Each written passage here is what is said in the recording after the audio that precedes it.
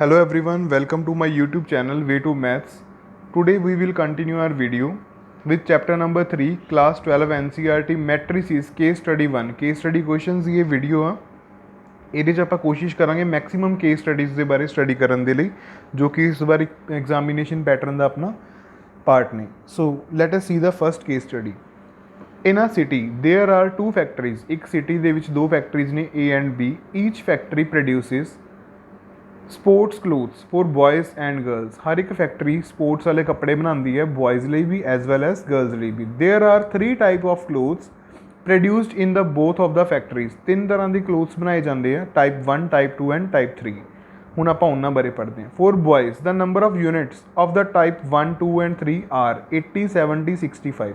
ਮਤਲਬ ਕੀ ਆ ਵੀ ਜਿਹੜੇ ਬॉयज़ ਦੇ ਲਈ ਜਿਹੜੀਆਂ ਚੀਜ਼ਾਂ ਬਣਦੀਆਂ ਨੇ, ਤਿੰਨ ਚੀਜ਼ਾਂ ਬॉयज़ ਲਈ ਬਣ ਰਹੀਆਂ ਨੇ, ਉਹਨਾਂ ਦੀ ਕੁਆਂਟੀਟੀ ਕਿੰਨੀ ਕਿੰਨੀ ਹੈ? 80 ਪੀਸਿਸ ਆ, 70 ਪੀਸਿਸ ਐਂਡ 65 ਪੀਸਿਸ, ਤਿੰਨਾਂ ਯੂਨਿਟਸ ਤੋਂ in factory E। 85, 65, 72 are in factory B। Boys ਦੇ ਲਈ ਫੈਕਟਰੀ B 'ਚ ਇੰਨੇ ਯੂਨਿਟਸ ਬਣ ਰਹੀਆਂ ਨੇ। ਹੁਣ ਆਪਾਂ ਗਰਲਸ ਦੀ ਗੱਲ ਕਰਦੇ ਹਾਂ।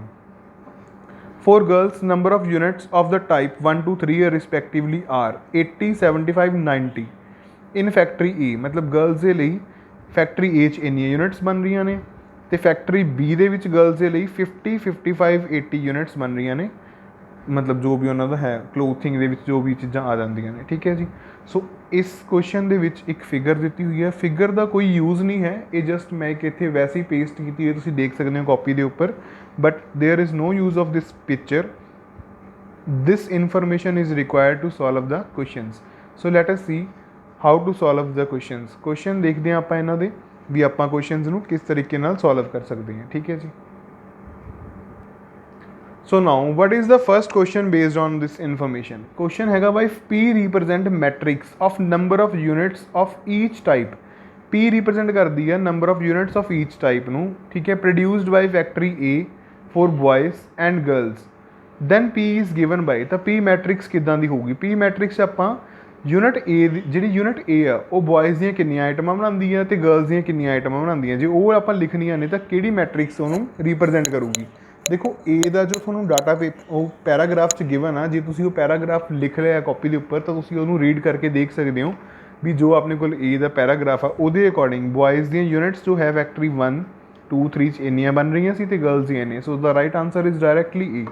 ਇਹਦੇ 'ਚ ਹੋਰ ਕੁਛ ਨਹੀਂ ਸੀ, ਸਿੰਪਲ ਇੱਕ ਮੈਟ੍ਰਿਕਸ ਦੱਸਣੀ ਸੀ ਵੀ ਕਿੱਦਾਂ ਦੀ ਬਣੇਗੀ, ਤਾਂ ਉਹ P ਰਿਪਰਜੈਂਟ ਮੈਟ੍ਰਿਕਸ ਆ, ਤਾਂ P is equal to A। ਆ ਜੋ E ਆਪਸ਼ਨ ਹੈ is the right answer for this question.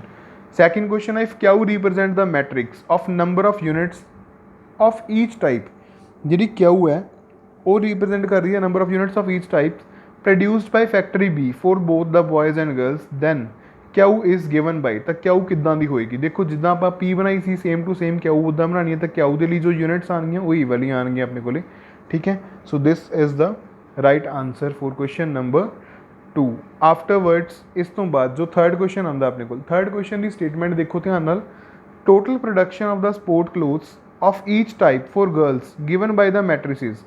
Total production ਜਿਹੜੀ ਗਰਲਸ ਦੇ ਲਈ ਹੋਈ ਹੈ ਇਕੱਲੀ ਉਹਦੀ ਗੱਲ ਕੀਤੀ ਜਾ ਰਹੀ ਹੈ ਥਰਡ ਕੁਐਸਚਨ ਦੇ ਵਿੱਚ ਵੀ ਉਹ ਕਿੰਨੀ ਹੋਏਗੀ। ਦੇਖੋ ਗਰਲਸ ਦੀ ਜਿਹੜੀ ਪ੍ਰੋਡਕਸ਼ਨ ਹੈ ਆਪਾਂ ਇੱਕ ਨੂੰ ਮੰਨ ਲੈਂਦੇ ਹਾਂ X, ਤਾਂ X ਦੇ ਵਿੱਚ ਜਿਹੜੀ ਪ੍ਰੋਡਕਸ਼ਨ ਹੋਈ ਸੀ ਗਰਲਸ ਯੂਨਿਟ 1 ਦੀ 80, 70, 65 ਹੋਈ ਸੀ। ਇੱਕ ਮੈਟ੍ਰਿਕਸ ਨੂੰ ਆਪਾਂ Y ਦਾ ਨਾਮ ਦਿੰਦੇ ਹਾਂ, ਉਹਦੇ ਵਿੱਚ ਜੋ ਆਪਣੇ ਕੋਲ ਪ੍ਰੋਡਕਸ਼ਨ ਹੋਈ ਸੀ ਉਹ ਹੋਈ ਸੀ 85, 65 ਐਂਡ 72। ਇਹ ਦੋ ਹੋਈਆਂ ਸੀ, ਤਾਂ ਟੋਟਲ ਪ੍ਰੋਡਕਸ਼ਨ ਦਾ ਮਤਲਬ ਆ ਆਪਾਂ ਇਹਨਾਂ ਦੀ ਐਡੀਸ਼ਨ ਕਰਨੀ ਹੈ X + Y ਦੀ, ਠੀਕ ਹੈ ਜੀ।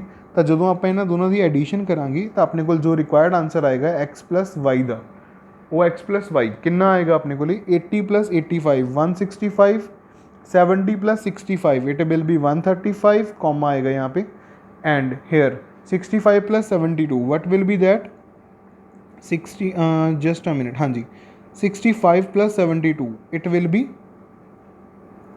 137। Yes I am right here, okay. तो ये आएगा अपने को रिक्वायर्ड आंसर। तो ये जो ऑप्शन बनता पे है that option is I think this question is question number 3, third, then option is this one, C option is the right answer।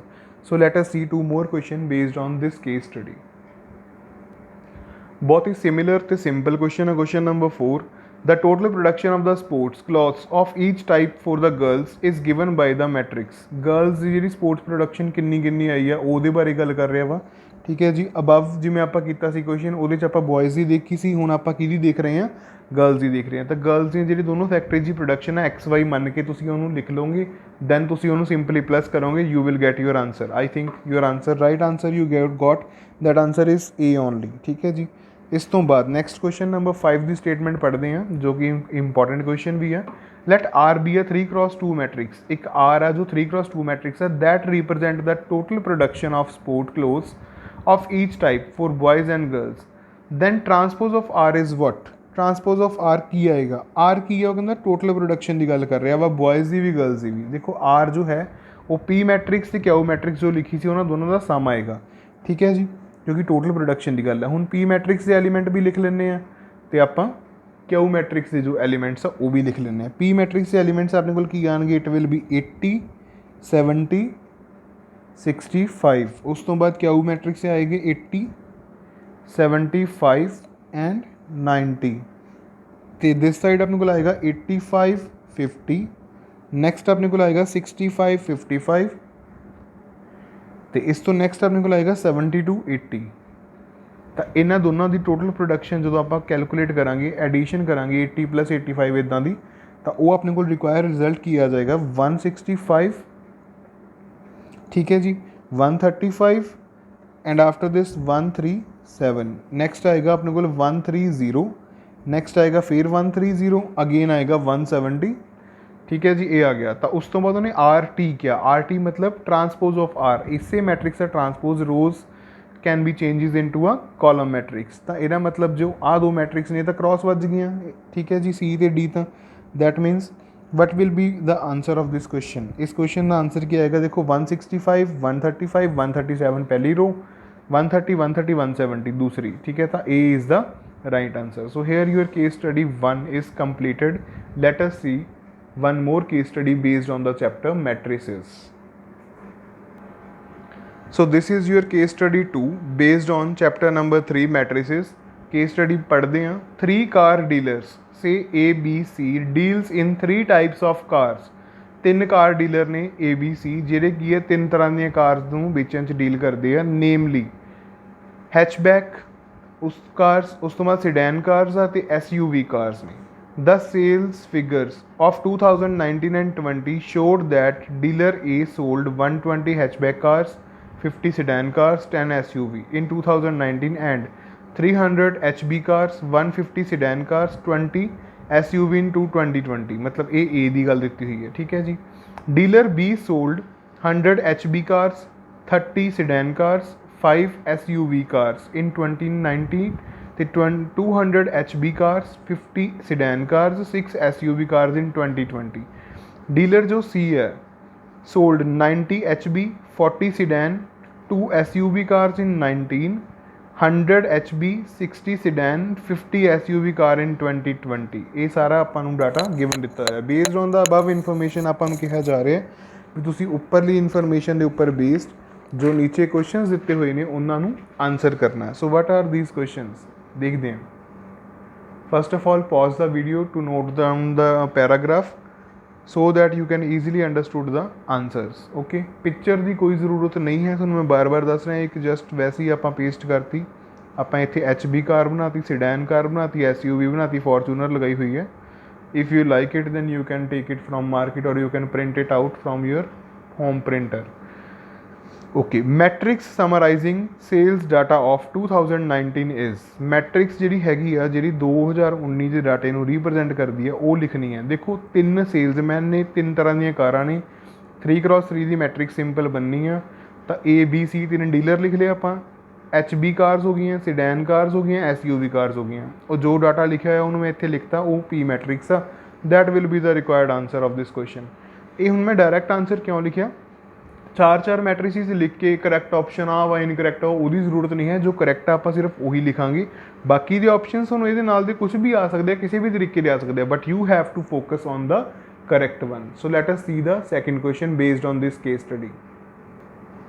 Next question on the matrix summarizing sales data of 2020 ਦੇ data sales ਕੀ ਹੈ ਆਪਣੇ ਕੋਲ ਕਾਰ 1 ਕਾਰ 2 ਕਾਰ 3 ਤਿੰਨੇ type ਦੀਆਂ cars ਹੋ ਗਈਆਂ salesman ਹੋ ਗਏ ਫਿਰ ਜਿਵੇਂ ਪ੍ਰੀਵੀਅਸ ਕੁਐਸਚਨ 'ਚ ਕੀਤਾ ਸੀ ਤਾਂ ਉਹਦਾ ਮੈਂ ਨਾਮ ਰੱਖਤਾ ਇੱਥੇ ਕਿਊ ਮੈਟ੍ਰਿਕਸ ਸਿੰਪਲ ਠੀਕ ਹੈ ਜੀ ਮਤਲਬ ਮੈਟ੍ਰਿਕਸ ਉਹਨੂੰ ਰਿਪਰੈਜ਼ੈਂਟ ਕਰ ਦੋ ਉਸ ਤੋਂ ਬਾਅਦ ਥਰਡ ਕੁਐਸਚਨ ਦੇਖਦੇ ਹਾਂ total number of cars sold in 2 given years by each dealer is given by a matrix total number of cars ਮਤਲਬ ਕਾਰਸ ਜਿੰਨੀਆਂ 2019 'ਚ ਵੇਚੀਆਂ ਸੀ ਅਤੇ ਜਿੰਨੀਆਂ 2020 'ਚ ਵੇਚੀਆਂ ਸੀ ਮਤਲਬ ਪੀ ਪਲੱਸ ਕਿਊ ਮੈਟ੍ਰਿਕਸ ਦਾ ਸਮ ਕਰੋਗੇ ਪੀ ਮੈਟ੍ਰਿਕਸ ਵੀ ਲਿਖ ਚੁੱਕੇ ਹੋ ਕਿਊ ਵੀ ਲਿਖ ਚੁੱਕੇ ਹੋ ਦੋਨਾਂ ਦਾ ਸਮ ਆਪਣੇ ਕੋਲ ਇਸ ਤਰ੍ਹਾਂ ਆ ਜਾਏਗਾ this will be the answer of that question number 3 ਉਸ ਤੋਂ ਬਾਅਦ ਆਉਂਦਾ ਕੁਐਸਚਨ ਨੰਬਰ 4 ਕੁਐਸਚਨ ਨੰਬਰ 4 ਦੀ ਸਟੇਟਮੈਂਟ ਆ the increase in sales from 19 to 20 is given by the matrix ਕਿੰਨਾ ਸੇਲ 'ਚ ਫਰਕ ਪਿਆ ਵਾ ਕਿੰਨਾ ਸੇਲ 'ਚ ਵਾਧਾ ਹੋਇਆ ਪੰਜਾਬੀ 'ਚ ਆਪਾਂ ਕਹਾਂਗੇ 2020 ਤੋਂ 2019 ਦੇ ਵਿੱਚ ਠੀਕ ਹੈ ਜੀ ਉਹਦੇ ਬਾਰੇ ਆਪਾਂ ਇੱਥੇ ਗੱਲ ਕਰਨ ਜਾ ਰਹੇ ਹਾਂ ਤਾਂ ਕਿਊ ਮਾਈਨਸ ਪੀ ਆਏਗਾ ਉਹਦਾ ਆਂਸਰ ਆਪਣੇ ਕੋਲੇ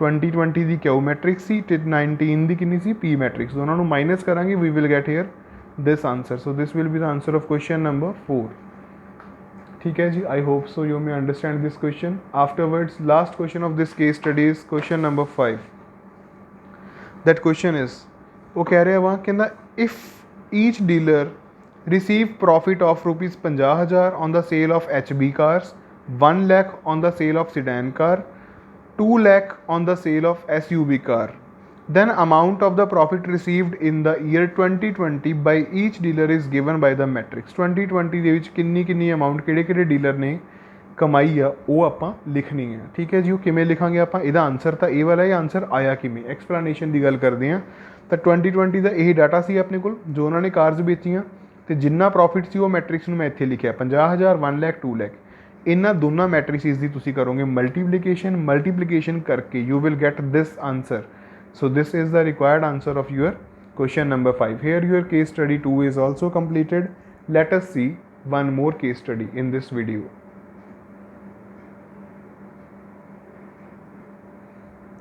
not required to paste a picture in this case study picture the requirement ਨਹੀਂ ਸੀ ਇਸ case study ਦੇ ਵਿੱਚ simply ਆਪਾਂ ਨੂੰ ਬਸ just ਇੱਕ ਲਗਾਤਾ picture ਤਾਂ ਕਿ ਉਹ case study ਥੋੜੀ attractive ਬਣ ਜਾਏ ਆਪਣੀ ਠੀਕ ਹੈ ਮਤਲਬ ਆਪਾਂ ਨੂੰ ਥੋੜਾ attraction ਜੀ ਹੋ ਜਾਂਦੀ ਹੈ picture ਵੱਲ ਦੇਖਦੇ ਹਾਂ ਆਪਾਂ 3 schools ABC organized mela for collecting funds for helping flood victims ਜਿਹਨੇ ਫਲੱਡ ਵਿਕਟਮਸ ਨੇ ਉਹਨਾਂ ਦੇ ਲਈ ਇੱਕ ਮੇਲਾ ਲਗਾਇਆ ਗਿਆ ਸਕੂਲ ਵੱਲੋਂ ਤਾਂ ਕਿ ਫੰਡ ਇਕੱਠਾ ਕੀਤਾ ਜਾ ਸਕੇ ਉਹਨਾਂ ਦੀ ਹੈਲਪ ਕਰਨ ਲਈ ਦੇ ਸੋਲਡ ਹੈਂਡਮੇਡ ਫੈਨਸ ਸਕੂਲ ਵਾਲਿਆਂ ਨੇ ਕੀ ਵੇਚਿਆ ਹੈਂਡਮੇਡ ਫੈਨਸ ਪੱਖੇ ਵੇਚੇ ਨੇ ਮੈਟਸ ਮਤਲਬ ਜੋ ਗਲੀਚੇ ਵਗੈਰਾ ਜਿਹਨੂੰ ਤੁਸੀਂ ਬੋਲ ਦਿੰਦੇ ਹੋ ਦੈਟ ਥਿੰਗਸ ਐਂਡ ਪਲੇਟਸ ਕੁਝ ਪਲੇਟਸ ਬਣਾਈਆਂ ਉਹਨਾਂ ਨੇ handmade decorative plates from recycled material ਅਤੇ ਉਹ ਸਾਰੀਆਂ ਚੀਜ਼ਾਂ ਬਣਾਈਆਂ ਇਹਨਾਂ ਨੇ ਰੀਸਾਈਕਲ ਮਟੀਰੀਅਲ ਤੋਂ at a cost of ₹25 ₹100 and ₹50 ਮਤਲਬ ਤਿੰਨਾਂ ਚੀਜ਼ਾਂ ਦੀ ਕੋਸਟ ਰਿਸਪੈਕਟਿਵਲੀ ਆਪਾਂ ਨੂੰ ਦਿੱਤੀ ਹੋਈ ਹੈ the number of articles sold by schools given below ਇੱਕ ਚਾਰਟ ਦੇ ਵਿੱਚ ਆਰਟੀਕਲਸ ਕਿਹੜੇ ਸਕੂਲ ਨੇ ਵੇਚੇ ਨੇ ਉਹ ਦਿੱਤੇ ਹੋਏ ਨੇ ਫੈਨਸ A ਸਕੂਲ ਨੇ 40 ਵੇਚੇ ਆ B ਸਕੂਲ ਨੇ 25 C ਸਕੂਲ ਨੇ ਇੰਨੇ ਮੈਟਸ 50 40 50 ਪਲੇਟਸ ਜੋ ਹੈ 20 30 ਐਂਡ 40 ਵੇਚੇ ਗਏ ਨੇ ਤਾਂ ਪਹਿਲਾ ਕੁਐਸਚਨ ਇਸ ਇਨਫੋਰਮੇਸ਼ਨ ਦੇ ਉੱਪਰ ਬੇਸ ਜੋ ਦਿੱਤਾ ਹੋਇਆ that question is if P be a 3x3 matrix represent the sale of handmade fans mats and plates by 3 schools ABC then ਤਿੰਨ ਚੀਜ਼ਾਂ ਨੇ ਤਿੰਨ ਹੀ ਸਕੂਲ ਨੇ ਤਾਂ 3x3 ਦੀ ਇੱਕ ਮੈਟ੍ਰਿਕਸ ਬਣਾਉਣੀ ਆ ਆਪਾਂ ਸਿੰਪਲੀ ਆਪਾਂ ਪ੍ਰੀਵੀਅਸ ਦੇ ਕੁਐਸਚਨ 'ਚ ਵੀ ਕਰ ਸਕੇ ਹਾਂ ਦੇਖੋ ਫੈਨਸ ਮੈਟਸ ਅਤੇ ਪਲੇਟਸ ਲਿਖ ਲਿਆ ਇੱਥੇ ਮੈਂ ABC ਲਿਖ ਲਿਆ ਤੁਸੀਂ ਉਲਟ ਮਤਲਬ ਆਪੋਜ਼ਿਟ ਵੀ ਲਿਖ ਸਕਦੇ ਹੋ ਦੋਨਾਂ ਨੂੰ ਫੈਨਸ ਮੈਟਸ ਪਲੇਟਸ ਇੱਥੇ ABC ਇੱਥੇ ਵੀ ਲਿਖ ਸਕਦੇ ਹੋ ਤਾਂ ਜੋ ਮੈਟ੍ਰਿਕਸ ਰੀਪ੍ਰਜੈਂਟੇਸ਼ਨ ਬਣੇਗੀ ਉਹ ਇੱਦਾਂ ਦੀ ਬਣੇਗੀ ਠੀਕ ਹੈ ਜੀ ਕਲੀਅਰ ਕੱਟ ਹੈ ਵੀ A ਨੇ ਜਿਹੜੇ ਫੈਨਸ ਨੇ ਉਹ ਕਿੰਨੇ ਬਣਾਏ ਸੀ 40 A ਨੇ ਹੀ ਮੈਟਸ ਬਣਾਈ ਸੀ 50 ਤਾਂ ਉਹ ਮੈਂ 50 ਲਿਖਤੇ A ਨੇ ਹੀ ਪਲੇਟਸ ਬਣਾਈਆਂ ਸੀ 20 ਤਾਂ ਮੈਂ 20 ਲਿਖਤੀਆਂ ਸਿਮਿਲਰਲੀ B ਤੇ C ਦਾ ਲਿਖਤਾ this will be the right answer rest of the answers ਜੋ ਵੀ ਆਉਣਗੇ ਆਪਸ਼ਨਸ ਉਹ ਤੁਹਾਨੂੰ ਹਮੇਸ਼ਾ ਰੋਂਗ ਹੀ ਆਉਣਗੀਆਂ ਸੋ ਆਪਾਂ ਉਹਨਾਂ ਨੂੰ ਕੰਸੀਡਰ ਨਹੀਂ ਕਰਾਂਗੇ light us see the second question based on this case study second question ਜੋ ਇਸ ਕੇਸ ਸਟੱਡੀ ਦੇ ਉੱਪਰ ਬੇਸਡ ਹੈ ਉਹ ਕੁਐਸਚਨ ਦੀ ਸਟੇਟਮੈਂਟ ਕੀ ਹੈ ਇਫ ਕਿਊ ਬੀ ਆ 3x1 ਮੈਟ੍ਰਿਕਸ ਇੱਕ ਕਿਊ ਜੋ ਹੈ ਉਹ 3x1 ਮੈਟ੍ਰਿਕਸ ਹੈ ਰੀਪ੍ਰਜੈਂਟ ਦਾ ਸੇਲ ਪ੍ਰਾਈਜ਼ਿਸ ਇਨ ਰੁਪੀਜ਼ ਠੀਕ ਹੈ ਜੀ ਆਫ ਗਿਵਨ ਪ੍ਰੋਡਕਟਸ ਪਰ ਯੂਨਿਟ ਦੈਨ ਕਿਊ ਇੱਕ 3x1 ਦੀ ਮੈਟ੍ਰਿਕਸ ਬਣਾਉਣੀ ਹੈ ਜਿਸ 'ਚ ਆਪਾਂ ਸੇਲਸ ਪ੍ਰਾਈਜ਼ਿਸ ਦੇ ਵਿੱਚ ਲਿਖਣੀਆਂ ਨੇ ਵੀ ਕਿੰਨੇ ਪ੍ਰਾਈਜ਼ਿਸ 'ਚ ਓਬਵੀਅਸ ਜੀ ਗੱਲ ਆ 3x1 ਦਾ ਮਤਲਬ ਹੁੰਦਾ ਵਾ ਵੀ 3 ਰੋਜ਼ ਨੇ ਠੀਕ ਹੈ ਜੀ ਅਤੇ 1 ਦਾ ਮਤਲਬ ਕੀ ਹੁੰਦਾ 1 ਕਾਲਮ ਹੈ ਉਹਦੇ 'ਚ ਤਾਂ 3 ਰੋਜ਼ ਆ ਪਈਆਂ, R1 R2 R3 ਹੁੰਦੀਆਂ ਆਪਣੇ ਕੋਲ, and this win B column 1, ਇਹ ਕਾਲਮ 1 ਹੁੰਦਾ ਆਪਣੇ ਕੋਲ। ਸੋ ਇੱਥੋਂ ਆਪਣੇ ਕੋਲ ਰਿਜ਼ਲਟ ਕੀ ਆਏਗਾ, this result we will have here. ਠੀਕ ਹੈ ਜੀ, R1 R2 R3 2550 ਤੇ ਫੈਨਸ ਮੈਟਸ ਐਂਡ ਪਲੇਟਸ, ਉਹ ਚੀਜ਼ਾਂ ਆਪਾਂ ਇੱਥੇ ਐਜ਼ ਇਟ ਇਜ਼ ਲਿਖਤੀਆਂ ਵੀ ਜੋ ਇਹਨਾਂ ਦੇ ਰੁਪੀਜ਼ ਦੇ ਵਿੱਚ ਰੇਟ ਸੀ। ਨੈਕਸਟ ਹੈਗਾ the funds collected by a school A selling the given articles is, funds ਜਿਹੜੇ ਹੈਗੇ ਆ ਸਕੂਲ A ਰਾਹੀਂ ਕਿੰਨੇ ਕਲੈਕਟ ਕੀਤੇ ਗਏ ਨੇ ਉਹਦੇ ਬਾਰੇ ਆਪਾਂ ਨੂੰ ਪੁੱਛਿਆ ਜਾ ਰਿਹਾ। ਠੀਕ ਹੈ ਜੀ, ਤਾਂ ਆਪਾਂ ਕੀ ਕਰਾਂਗੇ, ਫੰਡਸ ਆਪਾਂ A ਦੇ ਨਹੀਂ ਕੱਢ ਸਕਦੇ, ਆਪਾਂ ਤਿੰਨਾਂ ਦੇ ਫੰਡਸ ਕੱਢਾਂਗੇ। ਤਿੰਨਾਂ ਦੇ ਕਿਵੇਂ ਕੱਢਾਂਗੇ, ਸਭ ਤੋਂ ਪਹਿਲਾਂ ਤਾਂ ਆਪਾਂ P ਮੈਟ੍ਰਿਕਸ ਤੇ ਇੱਕ ਮੈਟ੍ਰਿਕਸ ਉਹਦੀ ਗੱਲ ਕਰਾਂਗੇ ਜੋ ਆਪਾਂ ਮੈਟ੍ਰਿਕਸ ਲਿਖਣੀ ਹੈ, clearly total funds obtained by each school is given by the matrix. ਉਹ ਮੈਟ੍ਰਿਕਸ ਕੀ ਆਏਗੀ ਉਹ ਦੇਖੋ, ਉਹ ਮੈਟ੍ਰਿਕਸ ਆਪਾਂ P ਲਿਖਦੇ ਹਾਂ, P ਆਪਾਂ ਲਿਖ ਚੁੱਕੇ ਹਾਂ ਪਹਿਲਾਂ ਵੀ ਮੈਟ੍ਰਿਕਸ। ਠੀਕ ਹੈ ਜੀ, ਉਹ ਤੁਸੀਂ ਇੱਥੇ P ਮੈਟ੍ਰਿਕਸ ਲਿਖ ਲੈਣੀ ਹੈ।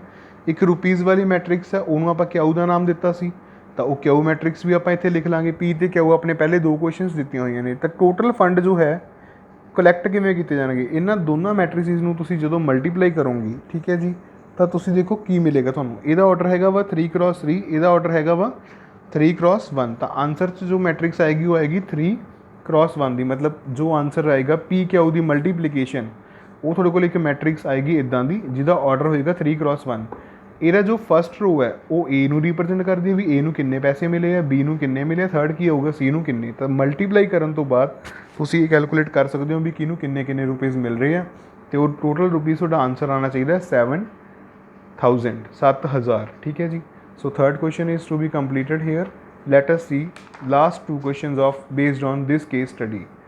ਨੈਕਸਟ ਕੁਐਸਚਨ ਜੋ ਹੈ ਆਪਣੇ ਕੋਲ, fund collected by school B by selling the given articles is. Fund collected by A ਤਾਂ ਆਪਾਂ ਕੱਢਿਆ ਹੀ ਸੀ ਇੱਥੇ ਪ੍ਰੀਵੀਅਸ ਜੋ ਆਪਣੇ ਕੋਲ ਪੇਜ ਸੀ ਉਹਦੇ 'ਤੇ ਆਪਾਂ A ਦਾ ਕੱਢਿਆ ਸੀ। ਸਿਮਿਲਰਲੀ ਤੁਸੀਂ ਉੱਥੋਂ ਹੀ ਜਾ ਕੇ B ਦਾ ਲਿਖ ਦੇਣਾ, ਉੱਥੋਂ ਆਪਾਂ C ਦਾ ਵੀ ਕੱਢ ਚੁੱਕੇ ਹਾਂ ਵੈਸੇ, ਤਾਂ ਉਹ ਇੱਥੇ B ਦੀ ਜਗ੍ਹਾ ਪੇਪਰ 'ਚ C ਵੀ ਪੁੱਛ ਸਕਦਾ। ਉਸ ਤੋਂ ਬਾਅਦ ਟੋਟਲ ਫੰਡਸ ਕਲੈਕਟਡ ਫੋਰ ਦਾ ਰਿਕੁਆਇਰਡ ਪਰਪਸਿਸ। ਟੋਟਲ ਫੰਡਸ ਦਾ ਮਤਲਬ ਕੀ ਆ, A B ਤੇ C ਤਿੰਨਾਂ ਦੇ ਜਿਹੜੇ ਫੰਡਸ ਨੇ ਜਿੰਨੇ ਵੀ ਆਏ ਸੀ ਕੁਐਸਚਨ ਨੰਬਰ 3 ਦੇ ਵਿੱਚ, ਉਹਨਾਂ ਤਿੰਨਾਂ ਨੂੰ ਪਲੱਸ ਕਰਕੇ ਜੋ ਆਨਸਰ ਆਏਗਾ 21,000, ਦਿਸ will be the required answer of your question. ਇਹ ਤੁਹਾਡੇ ਕੁਐਸਚਨ ਦਾ ਰਿਕੁਆਇਰਡ ਆਨਸਰ ਆਏਗਾ। ਸੋ ਇੱਥੋਂ ਤੁਸੀਂ ਉਹਨਾਂ ਦੇ ਫੰਡਸ ਜੋ ਹੈਗੇ ਆ ਉਹਨਾਂ ਨੂੰ ਰੀਪ੍ਰਜੈਂਟ ਕਰ ਸਕਦੇ ਹੋ। ਚੈਪਟਰ ਨੰਬਰ 3 ਦੀਆਂ ਆਪਾਂ 3 ਕੇਸ ਸਟੱਡੀਜ਼ ਕਰ ਚੁੱਕੇ ਹਾਂ।